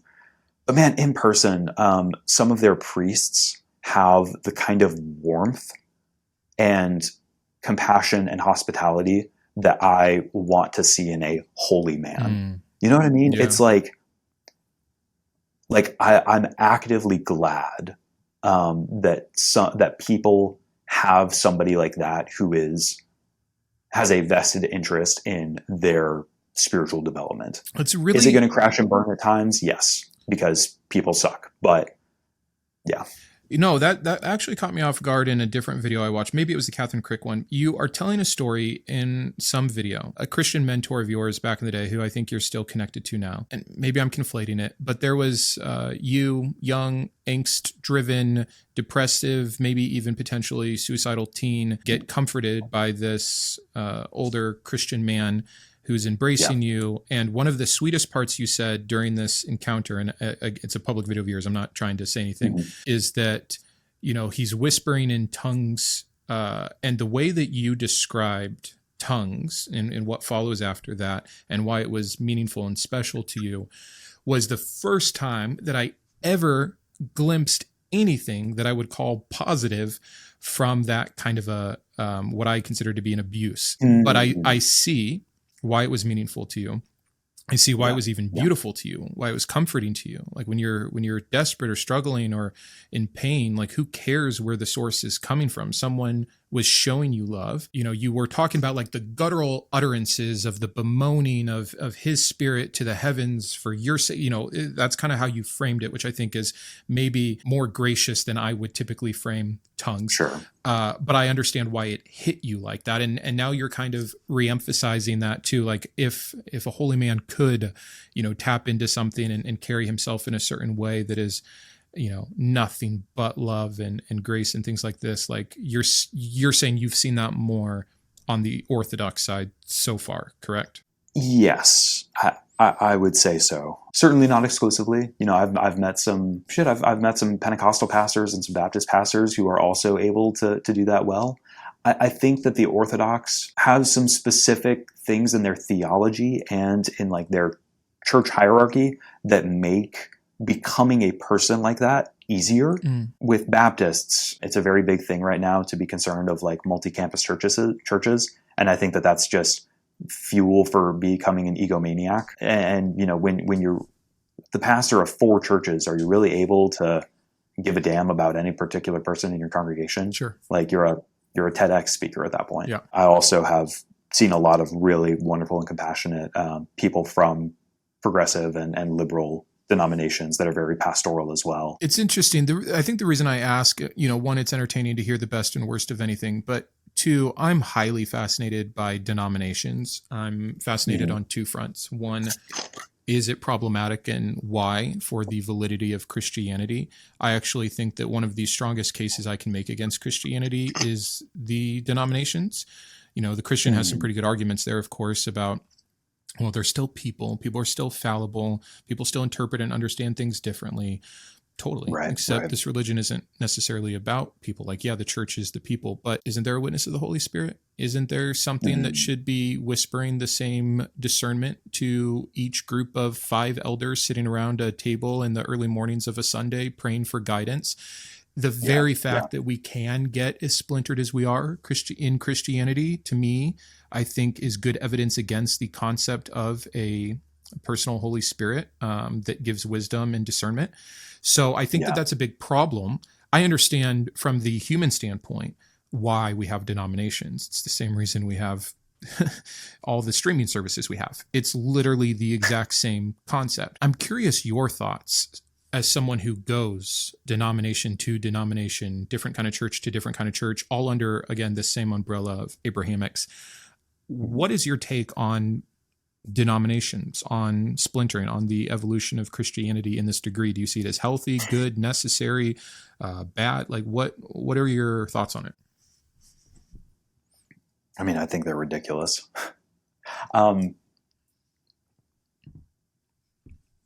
That surprised me a little bit. Please explain. Well, the theological controversies that happened 200 years ago, nobody gives a shit about anymore. Nobody is actually getting in fistfights over, infant baptism or adult baptism or drums in church or not drums in church. Like, people quickly forget how irrelevant all of these theological discussions have been, because and what happens is, all right, so you have your Baptists and your Presbyterians, right? Baptists say infant baptism bad, so they splinter off. Cool, so now you have Presbyterians and Baptists. Now, 100 years down the road, well, now we're talking about gay clergy. So now you have affirming Baptists and conservative Baptists, and now you have affirming Presbyterians and conservative Presbyterians. And give it another 100 years, now there's going to be another 8-way split for each of those denominations, because they split every time that there's a new theological issue that arises. The new issue, by the way, I want to claim it here now. I'm so certain of it. It will be AI. All of the new fractions will be, can you have an AI pastor? Like, could you have a gay pastor, woman pastor? As this thing continues to blow up, I promise. I know it sounds ridiculous. It will be, this person's letting AI craft their prayers, and we don't want that here. Or no, we see it as a more advanced way of community. Like, I am so certain it is the next wave of stupidity. I just wanted to get it out there, but continue. Time will tell. Yeah. Time will tell. I might be a Luddite on that point. If we're placing bets, I'll put $20 on it not being that. Deal. Because who in the hell would have imagined that, trans athletes would be the thing that are dividing churches today? Like that. That's what I mean. That would have been be inconceivable 20 years ago. Yeah. So yeah. No, but I am fascinated by AI in the realm of religion. But time will tell how that all fleshes out. Yeah, for sure. No, it's just a fun claim. I'll offer an apologetic for how a Christian could interpret the multiplicity of denominations, right? So I'm not very persuaded by this, but I think that it is an argument that you could make. And that is that the wide diversity of churches and denominations are permitted by God to appeal to the multiplicity of different cultures and individual people's preferences, right? Like, there are some people who are so tight-laced and button-upped, they would lose their damn minds if they walked into an IHOP, if they walked into a crazed Pentecostal service, but for little Miss Thang, who likes her crystals and, is already into healing woo-woo, man, the Pentecostals, they're just the perfect offshoot for them. For the kid who really likes structure and order and medieval history, man, there's a Latin mass out there for you, buddy. And so you could argue that all of this is just God attempting to meet us where we're at. Good old God. He's so great to do that in the same way that he allowed and condoned and commanded slavery for so long to meet us where we were at. I know you're making a decent, halfway apologetic of what someone could say, but it's all I hear. It's just how little is your God that he would have to do this, because the personality of that 50-year-old man doesn't like electric guitars. So therefore, he's allowed denominational splits that have caused nothing but injustice and harm within the religion, so that guy can feel comfortable on Sunday at 8 a.m. at his traditional service. I get it. It is probably the best apologetic one could make, and even then, I think it fails so horrifically. But that is a pretty damning retort. I'll give that one to you. That's woof. But I'm curious for the church audits, and thanks for your thoughts on denominations. I think that's really interesting. I think it's surprisingly not something that comes up a lot. I think it's a jab from some atheists, you guys have 40,000 denominations, but then that's it. Why though is that bad? And that's something I've tried to harp on more. Right. But when the very concept of a church audit, do you have a checklist? Do you have a hierarchy of things that you're looking for, that you are evaluating? Or is it just go in, see what happens, and give a book report kind of a deal? Yeah, I think that I try to go in with as few criteria as possible. Right? Because the thing that might be interesting about one church is just not the thing that's even worth talking about at another. So I could everything kind of, merges together, right? It's this very complicated, almost interdisciplinary conversation, right? It's the building is boring. Yeah, but how does the building being boring impact the way the community is done here? Okay, the preacher's sermon was really boring. Well, yeah, but how does his boring sermon interact with the liturgy and with the theology of this place? And so, like maybe the thing that's worth really harping on at one place is not the thing that's worth harping on at another place, but sometimes they inform each other, or there's a little bit of crosstalk. So like a weird example is I'm in the middle of trying to study Christian Science, which for your listeners is not Scientology, yeah. and it is not creationist science, so not young Earth 6-day creationism. Scientology was a novel cult that was started in the 19th century by a woman named Mary Baker Eddy. And they believe that the physical world is not real, and they believe that you ought not take medicine because that would be putting faith in something other than God, right? Mm-hmm. I've been to 3 or 4 different services, and the insane contrast between the buildings is so fascinating. So like just what the scene walking into a church looks like says a lot about what's going on and what the emphasis is and how, what these people prioritize. So I walked into one Christian Science church, and it was this beautiful, almost like a glass cathedral out in the woods. It was just so beautiful and so interesting. Then I went to another one in downtown Raleigh, and it's like this old, ugly building that's just 4 plain walls. And it's like, well, that's weird. And then I haven't released this video yet. I just got back from Boston, and I went to their mother church, which is the most insane, ornate, grandiose church that I've maybe ever been in. Like, in my mind, it doesn't, rival the Vatican, but just Google Boston Christian Science Mother Church. It is massive. The Baptists do not have a church like that anywhere in the world. Pentecostals do not have a church that crazy. Gorgeous anywhere in the world. And there are almost certainly less than a million of these people in the world left. By some estimates, there's as few as 100,000. Where's the money coming from? And what is it? Exactly. I have no idea. I'm so curious. Yeah, that's wild. What a small number to have such a significant presence.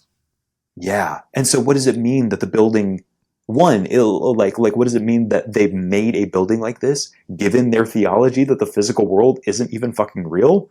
And then how is it possible that a building this huge exists like with so few people? I think that, if I were just marking a checklist of like, I'm going to evaluate the people on a 1 to 5 scale, or I'm going to evaluate the music on a 1 to 5 scale, it's like I wouldn't have picked up on just like, seeing the forest for the trees. Like, WTF is going on, man. It's a really good approach. I think sometimes I get so bogged down in the analytic side of things that I'm like, give me my checklist. I'm going to watch this video. I'm going to reply. Here's the 14 things I want to cover. Going in like that, I think provides the opportunity to gain those insights. An example of an insight that I saw you give that I'm wanting to first lay out, and then I want to ask you what other insights you've noticed. If anything, it's like just a huge sociological study, right? Like you're looking at groups and how they behave and interact with each other under different pretenses. But when you did the Catherine Crick video, you compared a segment where a lot of people were calling her mama or mother. Yeah. And you compared that to Sweet Daddy from this other church. And you were talking about how when you noticed they were calling him Sweet Daddy, it rubbed you so wrong immediately. And you knew it was gross, and you knew it was bad, and you knew it was harmful. And at first, when that was going on with Catherine, you didn't find it quite as offensive. And I saw you work through 2 sides of a coin. You acknowledge that Catherine is very lovely looking, and that there could be 2 things going on, that there is this very real pretty privilege, but that it works both ways. And so you give the example of Justin Bieber. This is someone that was, because of youth and beauty and fame, it's easy to shit on him. It's easy to hate him. It's easy just to not care. And so it can actually have the opposite effect where they are judged more harshly. But then, of course, there's the traditional pretty privilege we think of where we are giving people a pass that we otherwise wouldn't. Sweet Daddy, it's very easy to see that that's bad and ugly, but lovely Catherine being called mama might look more endearing until you saw how that played itself out and you recognized it to the same degree. So that was a very interesting insight to me. In comparison, those are the kind of things that I've liked, that I've picked up. You had a couple like that. Another one that I saw was your Elevate Church. That one was also awesome. And I'm curious what sociological, psychological, religious? What are some of the top insights you've gleaned from doing what you do? Oh man.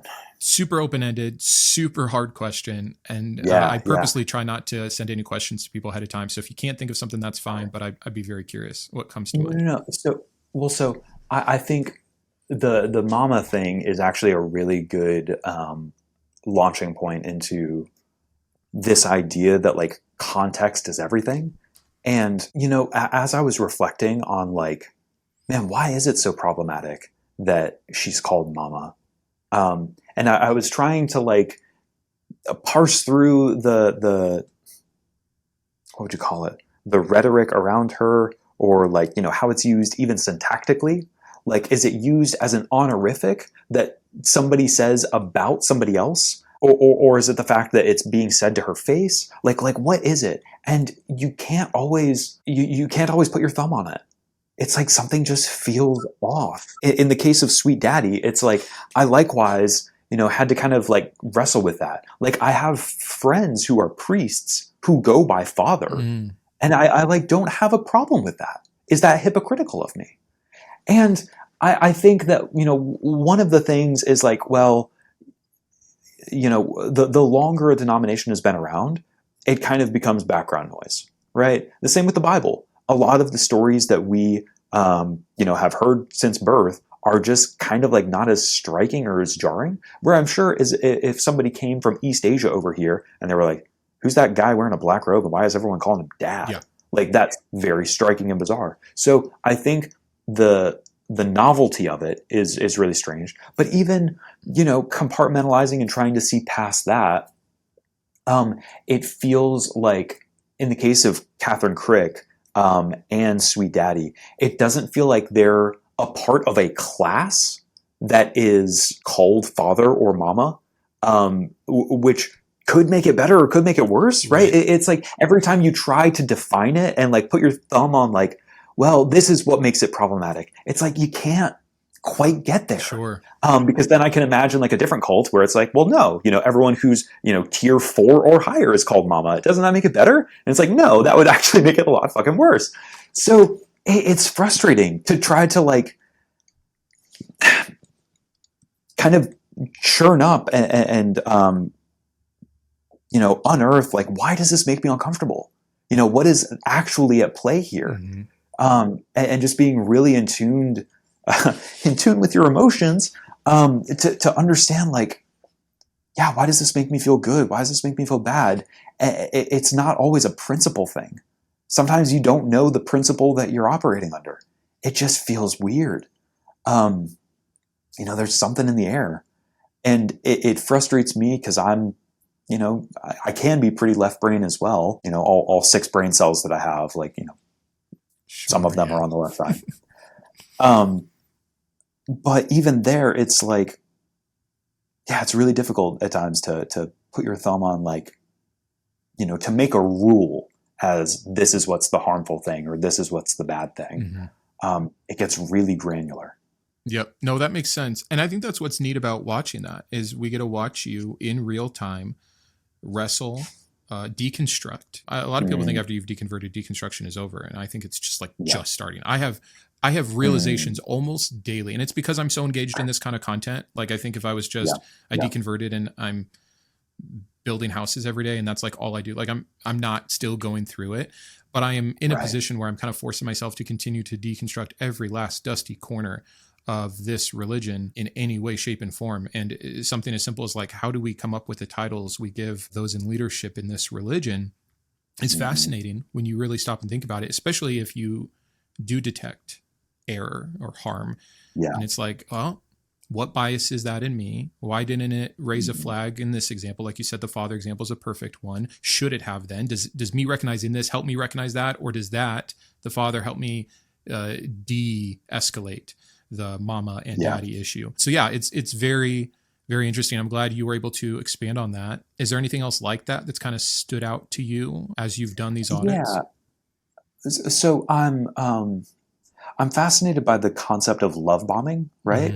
And anytime that I investigate a novel cult, often the topic of love bombing comes up. And I have a rule, and that is don't say the thing. You know, in talking about like any of these buzzwords, Christian nationalism or love bombing, people are looking for like kind of these whistleblower terms that signify whether you're on the right or the left, or you're a believer or a non-believer. And I don't want to like turn people's brains off and just, you know, put me in a box and say like, oh, he's one of those guys. Sure. So if you're able to kind of ruminate on the idea and the philosophy of it without ever saying the thing, I feel like that pushes the conversation forward further. Okay, I agree. I see that. Yeah. So there's that. One thing with love bombing that I find so fascinating is like, how do you parse it out? How do you determine whether the person, you know, buying you coffee is trying to bribe you into their religion, or if they like genuinely see you as a person and they want to share something that they find beautiful with you? Yeah. It's really hard to cipher that out. And I think that, again, the reason why I love going in blind like this is because I love feeling the cognitive dissonance of like, well, yeah, is this person trustworthy? Is this person not okay? And then getting back to that idea of like, well, the same thing can be done at two different churches and it can feel wildly different. And it can, you know, one can feel beautiful and awesome, and the other one can feel harmful and bad. At the United House of Prayer for All People, the pastor bought my lunch for me. And it kind of felt gross. Like, I don't know why, but it just, you know, maybe it was his demeanor. Maybe it was the fact that like he was a little suspicious of me as an outsider. But it just felt like, yeah, I don't feel like you're doing this because you want to talk with me, because you care about my soul, you know, in spite of being the United House of Prayer for All People, right? But then I can point to other times where it's like, man, I've had pastors or believers like offer to take me out for a meal. And it's like, man, yeah, and you know, sometimes those people are also trying to win me back to Jesus or whatever, but it can feel different, you know? So trying to parse that out and being uncomfortable with the fact that I might be misreading people at times, or that I might make a bad judgment call, or that I might ascribe malice to a person where there wasn't any, or vice versa. That's just kind of shit that I have to eat. And yeah, by nature I of what hope you're doing, it's so strange because the kind of person that I'm taking you to be, and so conscientious and so careful, but then, yeah, I mean, you are rating, Yelp reviewing, right, you know, to it. I'm playing, but you are having an experience and then sharing it. And there's probably bias, like we all have. And at least you're aware of being careful not to err on either side, because they're both dangerous, right? Like you said, vice versa, because the other side is equally true, that you can say, no, this was actually a lovely part. And they seem so genuine and they cared about me. And it's an endorsement of sorts. That what if you get that wrong, you know? And I think at some point you have to separate yourself from the end result of it a little bit, but it's an interesting part of it that I probably hadn't considered. It's, man, there's so many like ethical hangups that I consistently have with this thing, especially as it's gotten bigger. But that's definitely one of them, is like, I don't want to co-sign a movement that's potentially really harmful to a lot of people. And, you know, you're always talking about averages, right? Because even with groups that I really detest, like the Jehovah's Witnesses, I can concede that at an individual level, there's going to be one person who joins them and has his life better. Sure. You know, hey, I was a heroin addict. I was abusing my daughter, and the Jehovah's Witnesses came along, gave me some structure, put me on the right path. And, you know, he's going to live from age 60 to age 80 and not be a piece of shit. Yeah. Like there's individuals where they're going to be bettered, but on average, it's like, I don't want to say something nice about this or that group only to find out that they were in the middle of a CP case 10 years down the road. I know for a fact that like some of the judgment calls that I make are going to be really bad. And maybe the thing that hurts me the most is that I keep these people in the back of my mind when I talk about them. And there's been times where it's like, you know, yeah, I actually talked to this one pastor and he gave me the creeps. Like, is that fair for me to talk about, you know, to an audience of 30,000 people? Yeah. That like, just based on a vibe, it was like, ugh, that feels icky, especially if it's a smaller church, right? Because then I don't want this whole thing to be exploitative of some, you know, small town rural community. don't want to put them on blast on the internet. Yeah. So in the coming years, it might be the case that I have to like totally anonymize what I do. And, like, hey, I went to a Baptist church today, not, First Baptist on 2nd Street, blah, blah, blah. I think that's all interesting. I think my favorite topic in general is moral philosophy, and the ethics of any particular situation, I think, are fascinating, especially in lieu of what we talked about, that, there's probably no actual basis for this, but we're still just in the sandbox. What are some of the other considerations? Because I go, what you're doing is what a bunch of us do online in a bigger, more real, more personal way. And so you probably are confronted with it.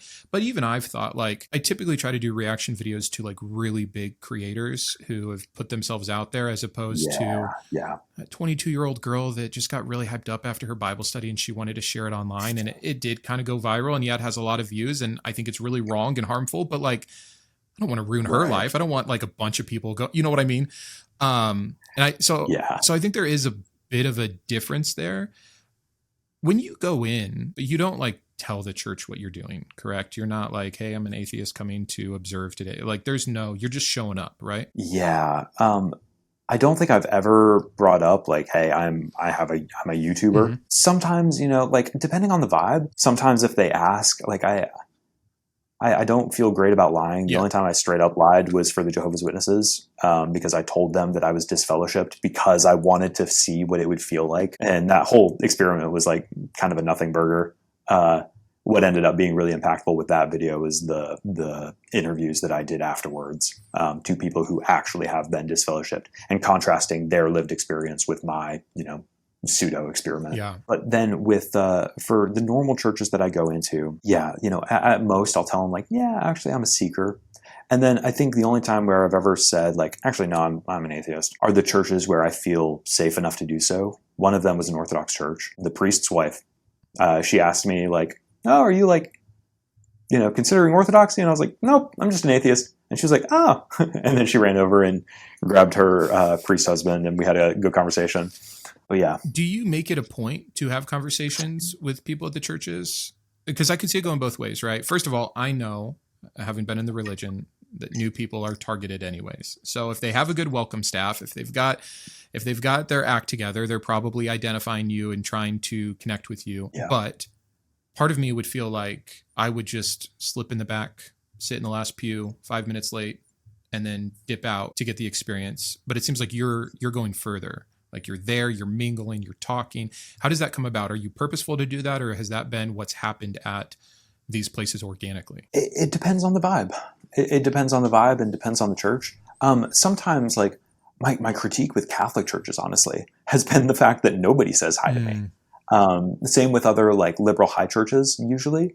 And maybe I'm just like too friendly, too extroverted that like, man, I never made a video about them. This was before I even like started making videos. But I went to a Baptist church, and it was this huge church of like 300 people. And I stuck out like a sore thumb. I was like, the only person there in his 20s, a whole bunch of blue hairs, and nobody said hi to me. And I was like, damn it, you people are evangelicals. I am your target audience, and you don't even say hi to me? Yeah. Like that one made me actively mad. I'll give the Catholics a pass because they just, they're not evangelical, right? That, conversion is not their primary thing. So I'll give them a pass. Yeah, I think it depends because I went to a oneness Pentecostal church and was like very intrigued by their theology. And so I, ran up to the pastor afterwards and tried to shoot the shit with him. And that was a really enjoyable conversation. There's some times where it's like, if I kind of poke and prod, I feel like I'm not going to get very much from the pastor per se. But sometimes it's the parishioners who actually like have a really interesting story to tell. Sure. All of it just feels like a side quest. It's like you're going into a village in like Skyrim or something. Amazing. And just clicking X. Yeah. That's really funny. I think people see it as very fair from you. One of the last things that I really wanted to cover with you is the response you get from Christians. Because I think just by nature of what you do, you're received pretty well. Where, again, just to give myself as the counterexample, I critique pretty harshly, even though I try to be really fair and not say anything that's untrue or hyperbolic or exaggerate about it. But still, I'm an enemy. I'm not the one walking in the front door that said Right, 30 nice right. things before I said the one mean thing. And I think that that's gotten you Yeah. some ground. Like you were invited on Ruslan, then he brings you to the conference. Tell me about your experience with Christian response to what you do. I feel like the general timbre of content or comments and kind of like the general trajectory of like a Christian becoming one of my fans is they see in the title atheist church audit, and they're like, okay, let's see what this guy's all about. And so, their guard is up, and then they're not expecting me to, occasionally say actually like nice things and give credit where credit's due. And I feel like that catches them off guard oftentimes. And some of them will, still be hard nosed and be like, yeah, but you're still the enemy. But then, others are like, they either see me as a good faith actor, or occasionally they'll say like, hey, like I know that we see things differently, but I love you and I'm praying for you. Sure. And that's the end of it. Zero pressure to reconvert. And then of course, there's the swarm of people that think I'm like this close to reconverting. And that's probably that's probably the majority, I would say, of the Christian audience that I have actually. And yeah, I try not to interact with any of that because I don't think it makes me like Christians more. So I just ignore it. It's a pretty unattractive thing because it feels like vultures circling a dying body a little bit. Yeah.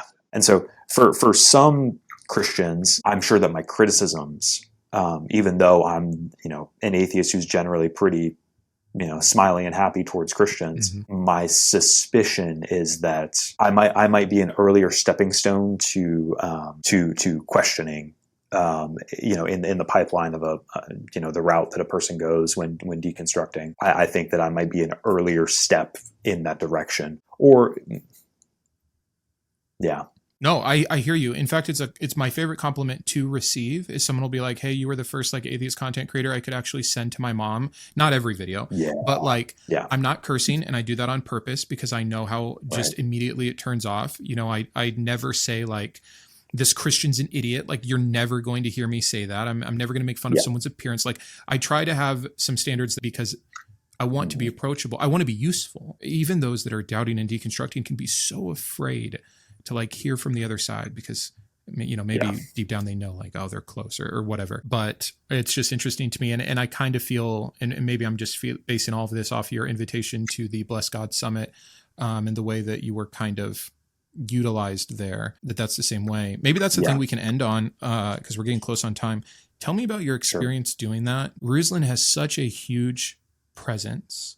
And I know that you and I would both have certain critiques. I think you're, from what I've heard, understand and would agree with me on a lot of my critiques about the concept of hell and even the Christian, variants on the perception of hell and things like this. There was that Christian Avengers thing that happened. I don't know if you saw that video on George. Yeah.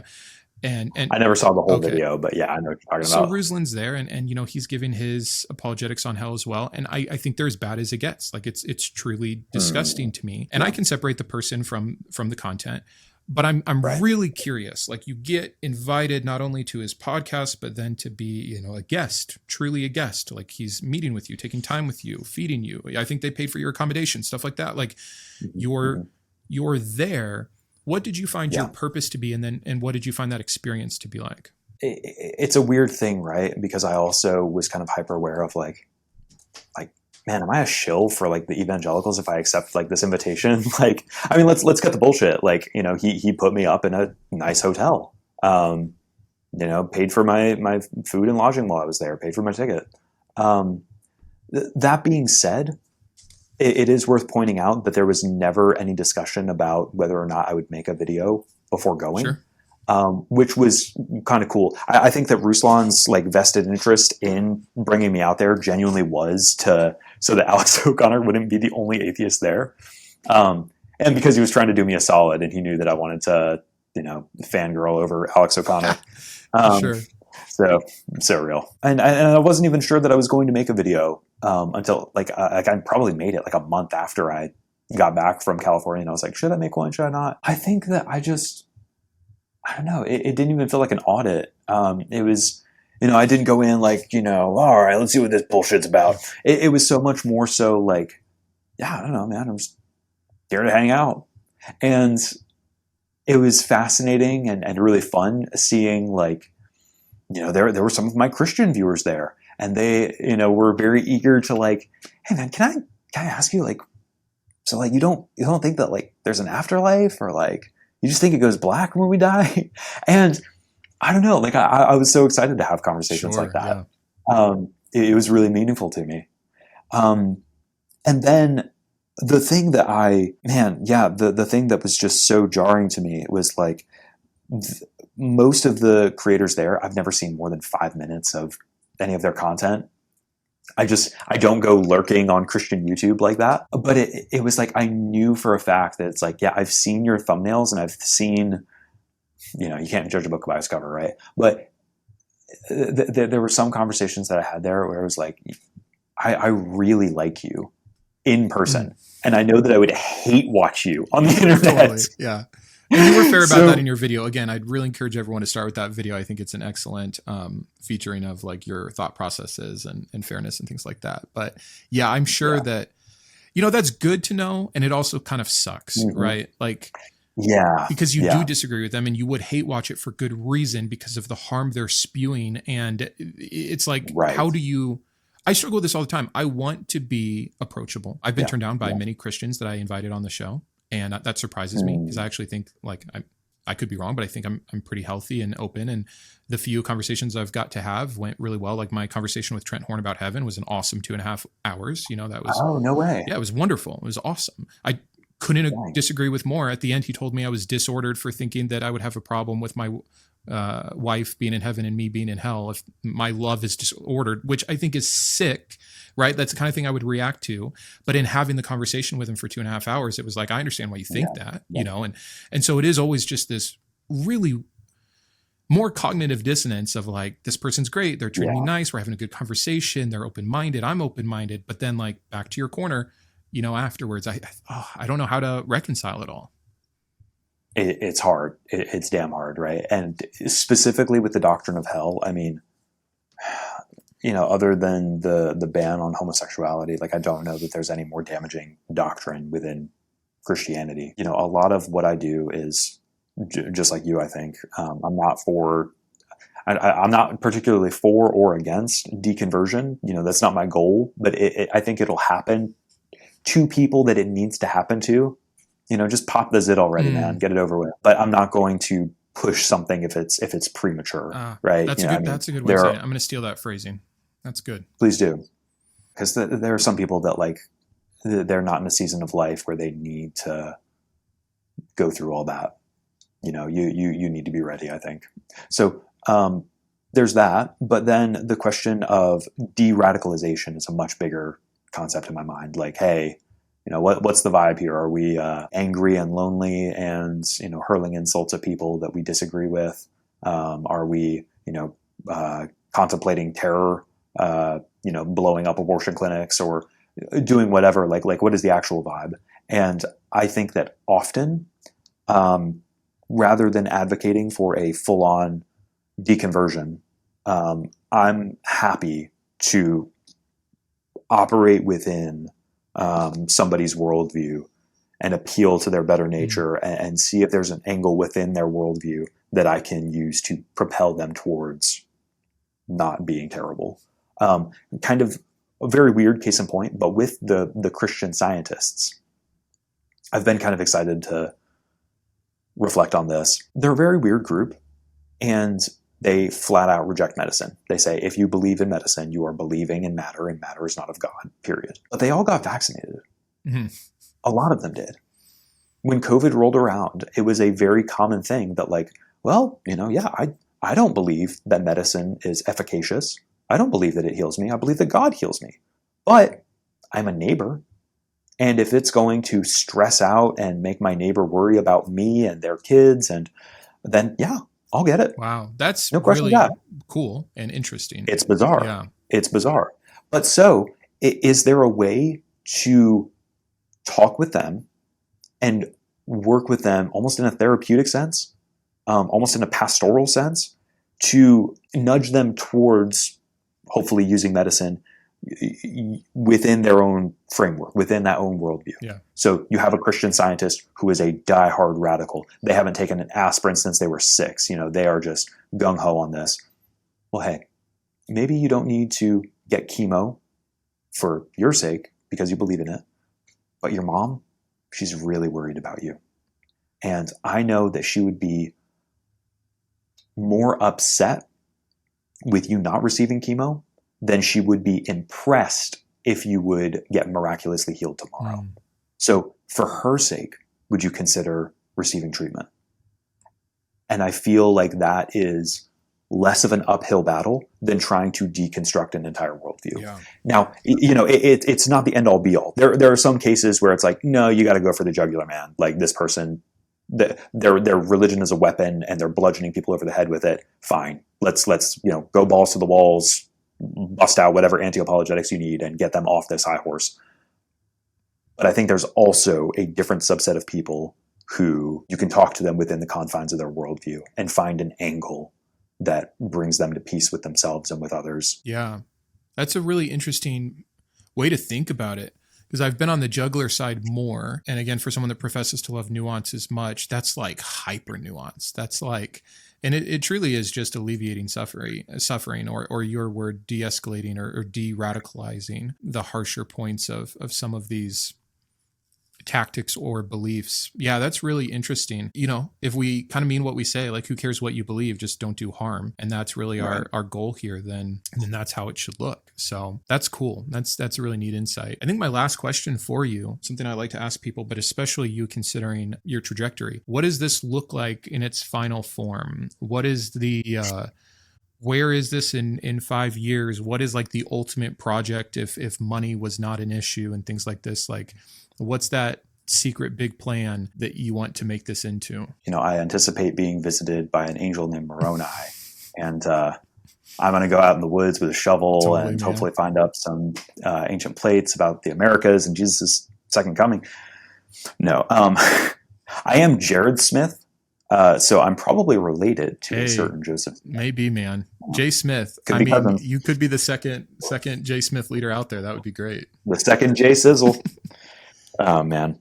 No, that's a great question. If money were no object, I would love to be doing this full time. I've got some stuff I want to write, both music and like written stuff. I've never like really done much public facing writing, but it's been on my to-do list for a while. I would also love to do more international travel. I'm contemplating a couple of international trips this year, but all that is requires funds and donors and blah, blah, blah. Well, man, you've got a cool formula for it. I mean, if nothing else, the money you'll be making just where you're at and then being able to have write-offs, you have an inbuilt amazing, like, I'm going to travel and go to a church. And then wherever you are. Gas money, baby. Yeah, it's brilliant. Wherever you are, you can do that. And it would be cool to go international and see Christianity outside of the Americas because it's so different, as we know, but then also maybe other world religions. Like it's truly an endless concept. I'm jealous. I think that you've got a cool niche here. Maybe for a collab, I'm going to weasel in and you and I go visit a church together and do a big one. That would be really cool. I don't want to step on your Who should we go?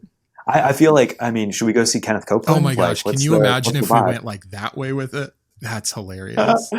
That would be really fun. Somebody that we could both kind of crap on together. Sure. Yeah, we don't need to worry about the nuance on that one. Kenneth Copeland is. In fact, was it Copeland or am I conflating? During your biker episode, you found a clip. Yes. Yeah. I had never seen that. I will put it up right now. In the name of Jesus.